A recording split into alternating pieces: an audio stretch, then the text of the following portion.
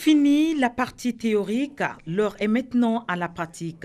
C'est ainsi qu'après avoir arrêté les sujets à tourner et défini les angles de traitement en conférence de rédaction, les stagiaires se sont éclatés en 3 groupes de reportage. Le premier groupe sur l'abandon des travaux des toilettes publiques par la mairie de Brazzaville, le deuxième sur l'état de la route de la base dans les 4e et 7e arrondissements de Brazzaville et enfin le troisième sur un reportage officiel. Une étape d'une importance capitale pour les apprenants.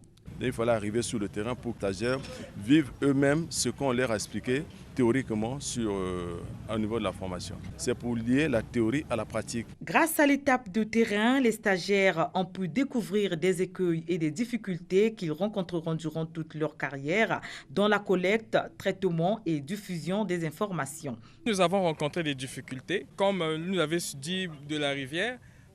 Il vaut mieux qu'un journaliste puisse avoir de la poussière aux pieds que de la poussière aux fesses.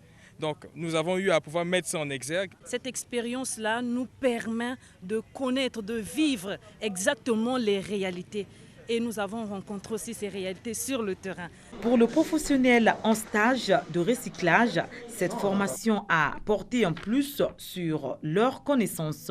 Non, en tout cas, je loue l'initiative prise par Alexis de la Rivière de nous recycler, parce que moi j'exerce déjà, mais pendant la théorie, il y a eu des choses que je ne connaissais pas, mais que j'ai quand même appréhendées. Là, nous sommes sur le terrain, il y a aussi certaines choses que j'ignorais, mais que j'ai apprises ici. La dernière étape de la formation sera consacrée à la visite guidée de certains organes de presse de la place.